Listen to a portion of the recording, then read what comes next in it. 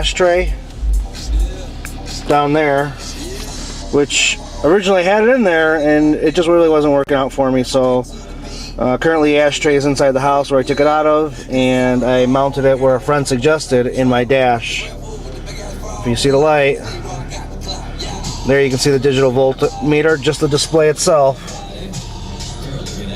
I got the wires in. Let's see, right. I drilled a little hole into the dash there.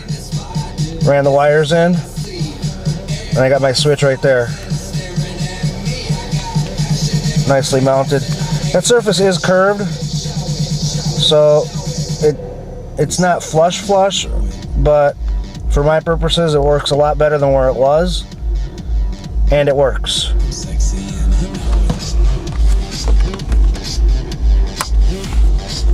There we go. Let's see if there's any volt drop. I haven't used my car all day, so.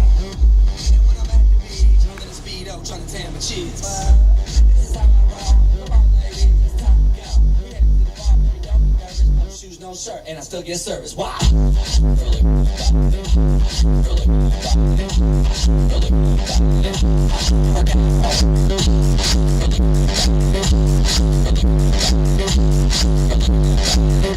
I work out